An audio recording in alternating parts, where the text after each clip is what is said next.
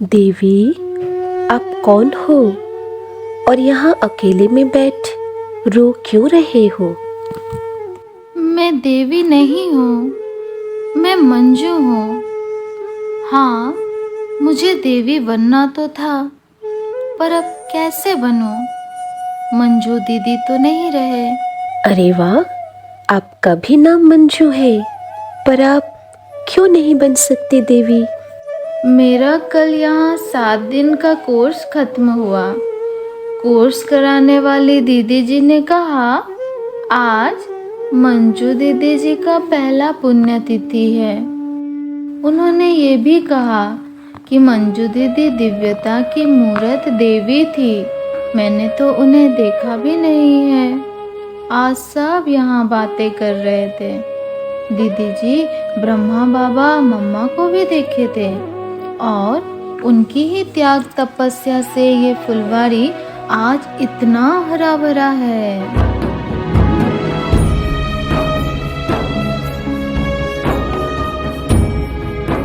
आपने जो बातें सुनी सभी बातें सत्य हैं, पर आप क्यों रो रही हो? और आपने ऐसा क्यों कहा कि आप देवी नहीं बन सकती? ये तो हमारी पढ़ाई का लक्ष्य है ना? हाँ, मैं जानती हूँ, पर मेरा मन कर रहा है मैं उनसे मिलती, उनसे उनकी जीवन गाथा सुनती और सुनते सुनते उनकी तरह त्यागी तपस्वी देवी बनने की कोशिश करती। पर अब कौन बताएगा मुझे उनकी पूरी जीवन कहानी? मंजू बहन, आपकी मन की आश अवश्य पूरी होगी। इस संसार में जीवन तो सभी जीते हैं, पर कईयों का जीवन इतिहास बन जाता है जो कई पीढ़ियों तक प्रेरणादायी बन जाता है। मंजू दीदी तो सबके मन को जीतने वाली जागती ज्वाला स्वरूप थी। उनकी जीवन गाथा सुनकर भी आप उनके जैसा दिव्य गुणधारी देवी बन सकती हो। सच? आप मुझे उनके बारे में बताएंगे? मैं उनकी तरह बन सकती हूँ क्या? हाँ हाँ, आओ, आप मेरे साथ आओ। सुनो सुनो एक कहानी सुनो, न राजा की न रानी की, न आग हवा न पानी की, न कृष्णा की न राधा रानी की। हो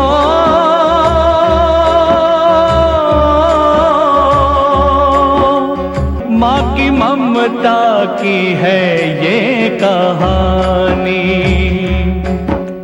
सुनो सुनो सुनो सुनो। 1945 7 मार्च का दिन था जब उत्तर प्रदेश के लखनऊ शहर में माता शांति देवी पिता आत्मशरण रस्तोगी जी के घर में, जो कि पेशे से डॉक्टर थे, उनके यहाँ एक कन्या पुत्री का जन्म हुआ जिसका नाम मंजू रखा। छोटी सी प्यारी सी नन्ही सी आई कोई परी, भोली सी न्यारी सी अच्छी सी आई कोई परी। पालने में ऐसे ही झूलती रहे, खुशियों की बहारों में झूमती रहे। गाते मुस्कुराते संगीत की तरह, ये तो लगे रामा के गीत की तरह।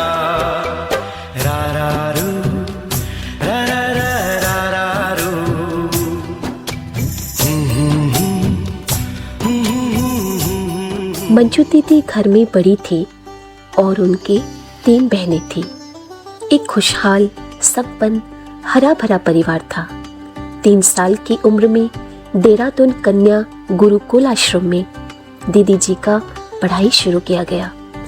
पढ़ाई के तरीके वैदिक रीति होने के कारण संसार के प्रति बचपन से ही दीदी जी का मोह नहीं था। लेकिन काल चक्र को कुछ और ही मंजूर था।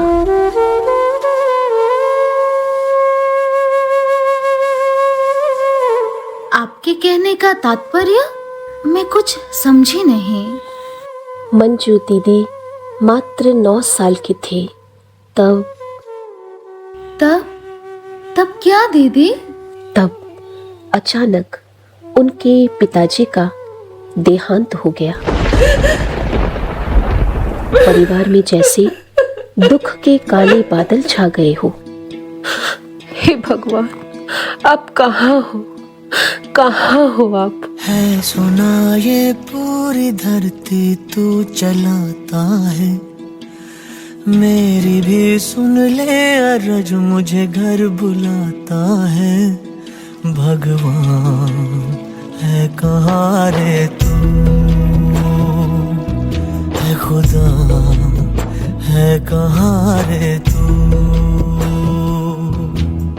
है सुना तू भटके मन को राह दिखाता है, मैं भी खोया हूँ मुझे घर बुलाता है।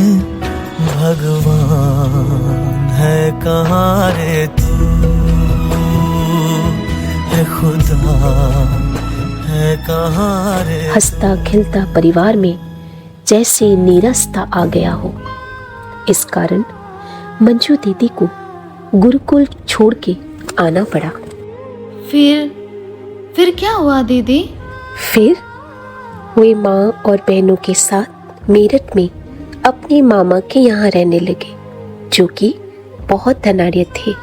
इस दुखद वातावरण के बीच ब्रह्मा कुमारी बहनों ने मंजू दीदी जी के माता जी को यानी शांति देवी जी को परमात्मा शिव बाबा का परिचय दिया। ओम शांति शांति बहन, आप क्यों रो रही हो? आत्मा तो अजर अमर अविनाशी है और आप आत्मा का पिता, पति, सखा सब परमात्मा शिव है, जो कि इस धरती पर आकर कलयुगी दुनिया को सतयुगी बना रहे हैं।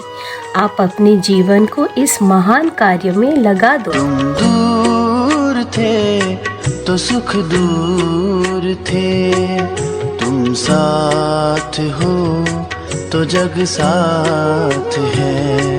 इससे बड़ा सुख और क्या, तेरे हाथ में मेरा हाथ है। तुम दूर थे तो सुख दूर थे, मेरे बाबा प्यारे बाबा, मेरे बाबा मीठे बाबा। शांति देवी जी को जीवन जीने का जैसे एक सहारा मिल गया हो। धीरे धीरे उनके घर में बहनें आकर मुरली सुनाने लगे। वैदिक धारा में पढ़ाई होने के कारण बहनों के द्वारा दिए गए आध्यात्मिक ज्ञान के प्रति मंजू दीदी जी की इतनी रुचि नहीं थी। समय बीतता गया। 17 साल की उम्र में मंजू दीदी जी की शादी करा दी गई। उनके ससुराल में उनकी जेठानी बिमला माता ज्ञान में चलती थी, पर उनकी ससुराल में ब्रह्मा कुमारी इस ज्ञान को लेकर प्रतिरोध होता था। लेकिन वे उनकी जेठानी जी की सहायता करते करते उनसे भी ज्ञान में और तीखे चले गए। पर परिवार में रहकर ज्ञान की पूरी धारणाओं में चलना ये दीदी जी को अच्छा नहीं लगा। इसीलिए दीदी जी शादी के 5 साल के बाद स्वतंत्र होकर दिल्ली कमला नगर सेंटर पर आ गई। और पता है दीदी जी का कोर्स किसने कराया? कौन कराया दीदी? मंजू दीदी के पहला दिन का कोर्स जगदीश भाई जी ने कराया, और फिर दूसरे दिन का कोर्स गुलजार दादी ने कराया, और पता है तीसरे दिन का कोर्स तो आज तक दीदी जी का हुआ ही नहीं। बस उन्हीं 2 दिनों में ही उनको सब कुछ समझ आ गया था। बाबा के प्रति निश्चय बैठ गया था, और तभी से वो आगे बढ़ने लगी। दिल्ली में कुछ दिन रहने के बाद फिर दीदी मेरठ सेंटर पर सेवा पे चली गई। पर वहां आकर उनके ससुराल वाले दबाव डालने लगे। ससुराल से पूरी छुट्टी मिलने पर ही वे सेंटर पे रह सकते हैं, ये नियम जानने के बाद दीदी जी अपने दोस्त के यहाँ बोर्डिंग स्कूल में वार्डन के रूप में कुछ दिन रहने लगी।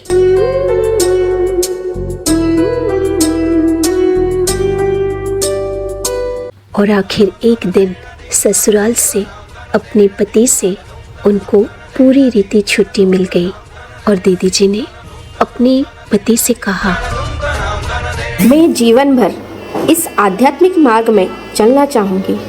आप अपने जीवन में आगे बढ़िए, मैं कभी बाधक नहीं बनूंगी।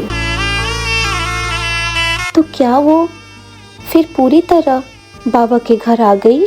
हाँ, वैसे तो दीदी जी को 1962 में ज्ञान मिला था, पर दीदी जी 1966 में ज्ञान में अच्छी रीति चलने लगी और आखिरकार सबसे छुट्टी लेकर 1969 मई मास को माउंट आबू राजस्थान बाबा के घर चली गई और बाबा के घर संपूर्ण रीति समर्पित हो गई। मुझे ऐसा मिला मोती, ऐसा मोती कोई सागर में न होगा। मुझे ऐसा मिला मोती, ऐसा मोती कोई सागर में न होगा। मुझे ऐसा मिला तारा, ऐसा तारा कोई अंबर में न होगा। दीदी जी, मुझे जो सुनना है आपने तो वो अभी तक बताया ही नहीं। हमें तो कोर्स में बताया गया था ब्रह्मा बाबा ने 1969 जनवरी में शरीर छोड़ा और मम्मा तो उससे पहले भी शरीर छोड़ चुके थे। तो मंजू दीदी उनसे कब मिले थे दीदी? हाँ, बताती हूँ। दीदी जी को मम्मा बाबा को देखने का सौभाग्य प्राप्त था। जब इनके पिताजी के देहांत के बाद मेरठ में मामा के यहाँ रहते थे, तब मम्मा बाबा जब मेरठ में क्लास कराने आते तो दीदी जी का पूरा परिवार उनसे मिलने जाता और ऐसे उनको बाबा मम्मा को देखने का सौभाग्य प्राप्त हुआ। और मम्मा तो कई बार उनके घर में भी आए हुए हैं। सच में?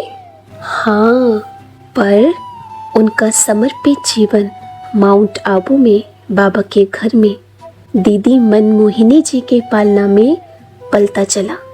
और पता है दीदी जी मधुबन के बारे में क्या बताते हैं?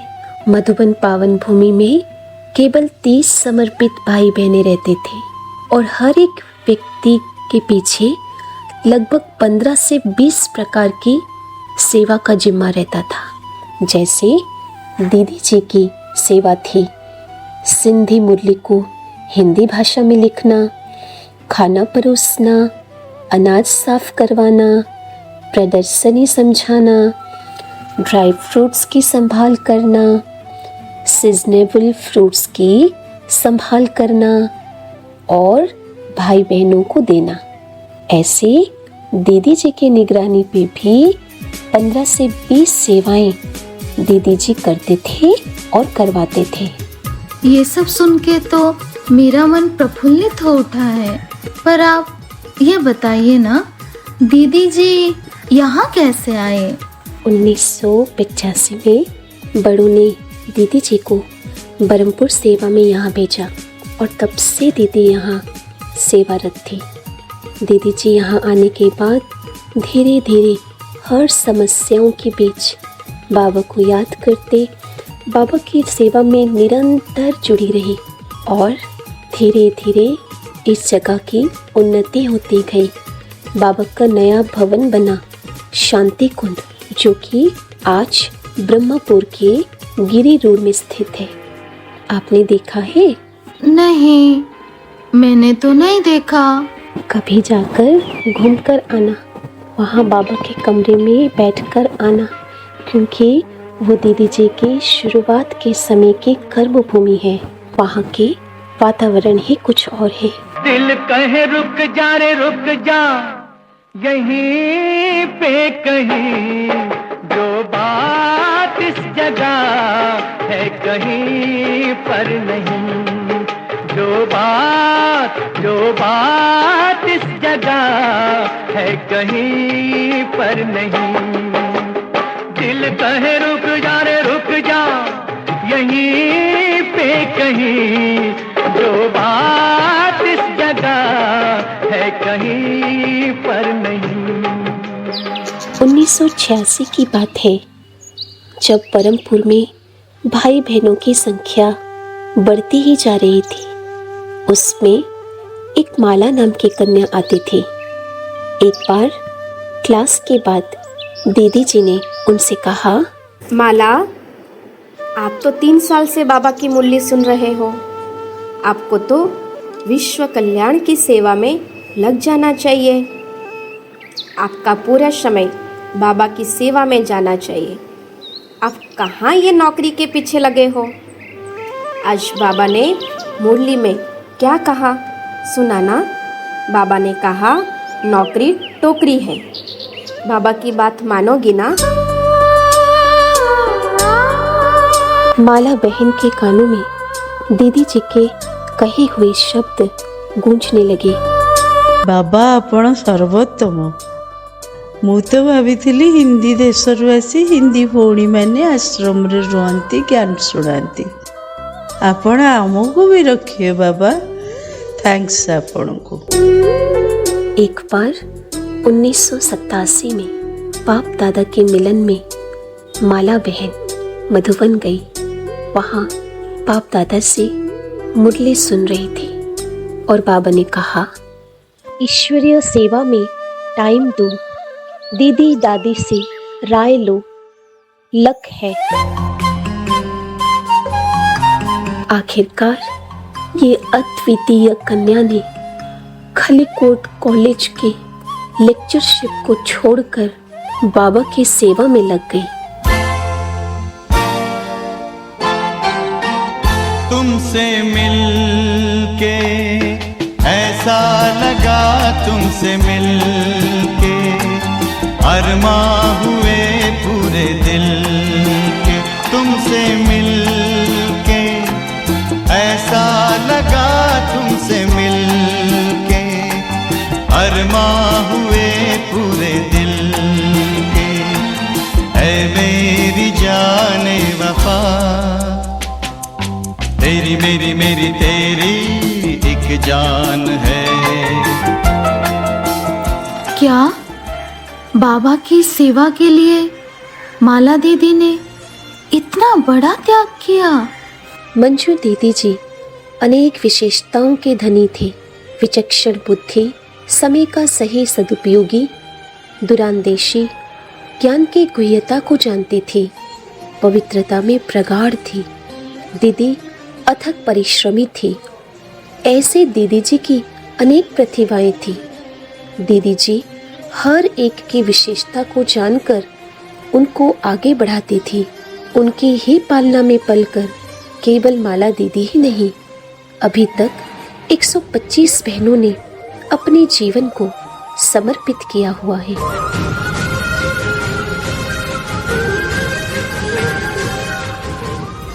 दीदी, एक और बात, ये इतना बड़ा रिट्रीट सेंटर कैसे बना? बाबा के घर के निमित्त 3 एकड़ की जमीन मिली, जिस पर दूरांदेशी दीदी जी को भव्य रिट्रीट सेंटर बनाने का संकल्प आया। उसी दिन से आज तक मंजू दीदी और माला दीदी दोनों मिलकर दिन दुगनी रात चौगनी मेहनत करने लगे। प्रभु की सेवा में उपहार स्वरूप मिले इस जमीन पर जो भव्य महल बना, उसका नाम रखा गया प्रभु उपहार रिट्रीट सेंटर। जिस स्थान पर आज हम सभी इतने सुखद भाव से बैठे हुए हैं।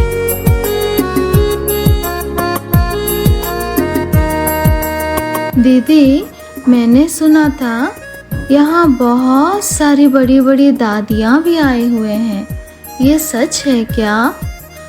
कौन कौन दादियाँ आए थे दीदी? बताइए ना, मुझे भी जानना है। नाचन लाग्यो रे बैरागी मन। हाँ, ये सच है। दीदी जी के संकल्पों में दृढ़ता की शक्ति बहुत प्रगाढ़ थी। दीदी जी का हमेशा से संकल्प था, अष्ट रत्नों के पांव बरमपुर धरती पर पड़े। उसी का परिणाम स्वरूप दादी प्रकाशमणि जी, दादी गुलजार जी, दादी निर्मला शांता जी, दादी चंद्रमणि जी, दादी मनोहर इंदिरा जी, दादी रतन मोहिनी जी, कुंज दादी जी, संदेशी दादी जी, सभी का पांव इस भूमि पर पड़ चुका है।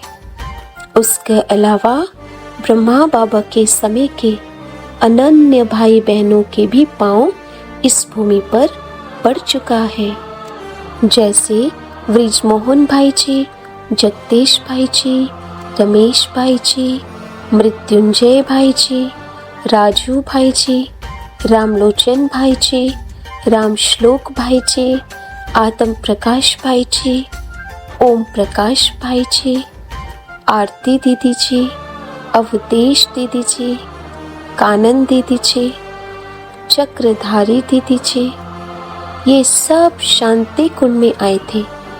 उसके बाद रिट्रीट सेंटर बना।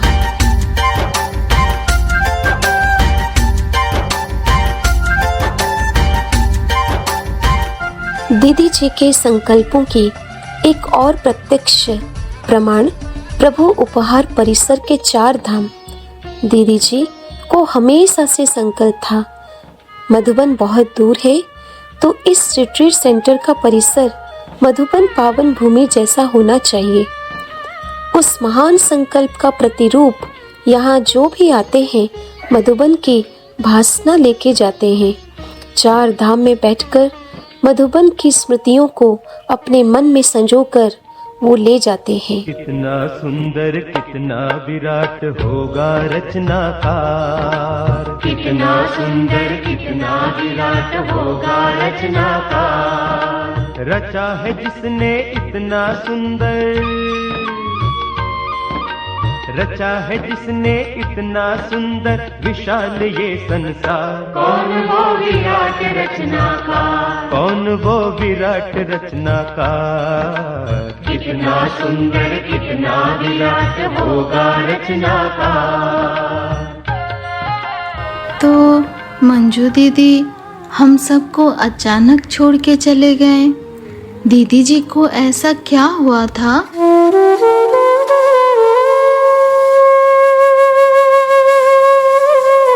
2023 जुलाई महीना से दीदी जी को धीरे धीरे शरीर अस्वस्थता का पेपर आने लगा। उसके बावजूद भी हर जगह की सेवा में उपस्थित रहना, क्लास के समय क्लास करना, ऑनलाइन क्लास और योग पट्टी करवाना, भाई बहनों से मिलना, इसमें कभी वो कमी नहीं किए।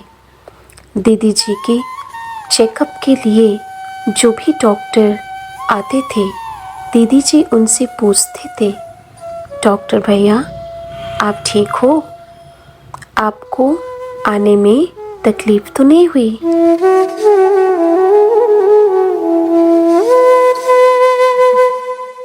इस प्रकार दीदी जी मानसिक रीति से बहुत स्ट्रॉन्ग रही। दीदी जी सदा सचेतन, एक्टिव, ऊर्जावान रही। शायद इसी कारण बीमारी उनके मन की स्थिति को कमज़ोर नहीं कर पाई। वो सदा निर्भीक रहे। आखिर धीरे धीरे वो समय आ गया जब दीदी जी को हम सब से विदा होकर बाबा के पास जाना था।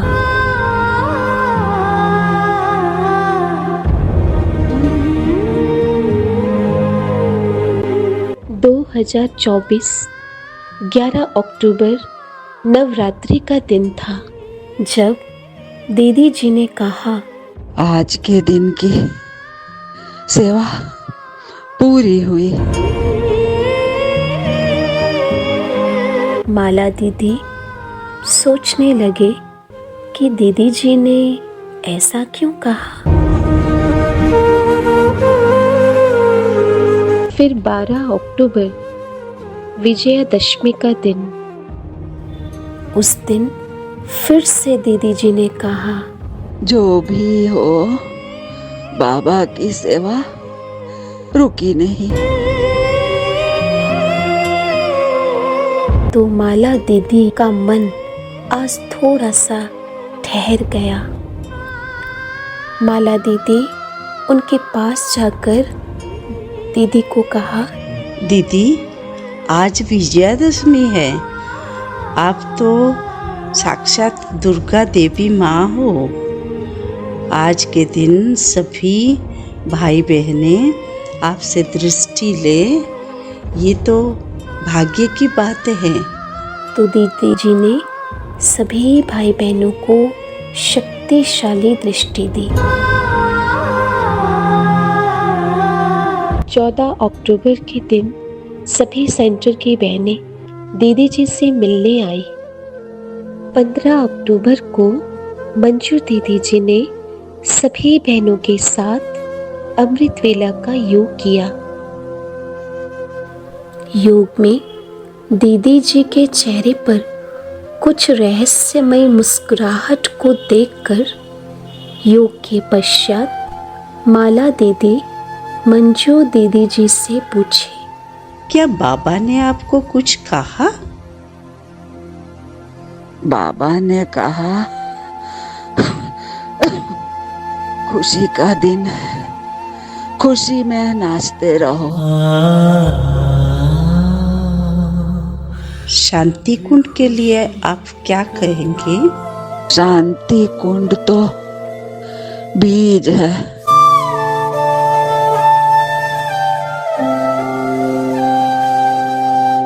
यूआरसी के सेवा के निमित्त आपका आशीर्वाद क्या है? यहाँ सेवा हो रही है, होते आए हैं और भी होंगे। हमारे लिए आपका क्या आशीर्वाद है? साथ हैं, साथ रहेंगे, साथ चलेंगे। तू कितनी अच्छी है, तू कितनी भोली है, प्यारी प्यारी है ओ माँ, ओ माँ,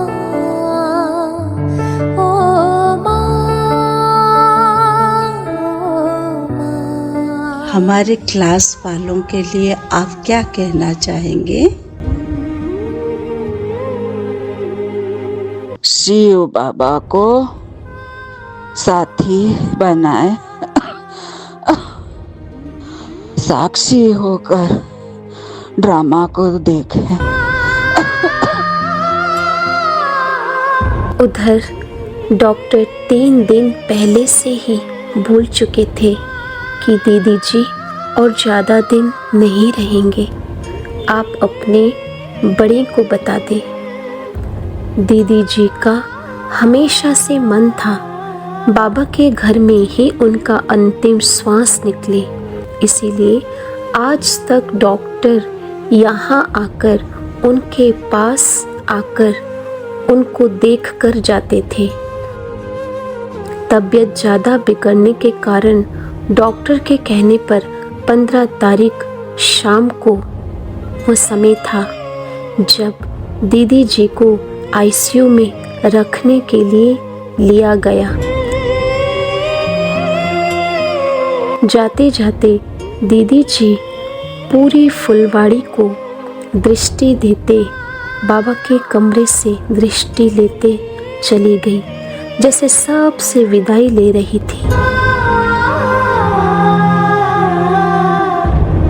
सेंटर पे सभी बहनें योग भट्टी कर रहे थे।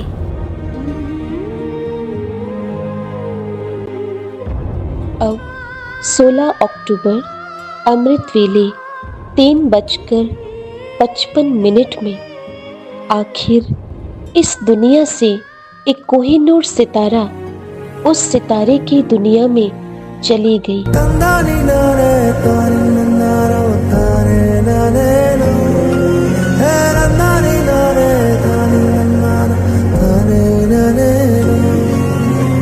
आज उनकी पुण्यतिथि पर हम सभी यहाँ उपस्थित हैं।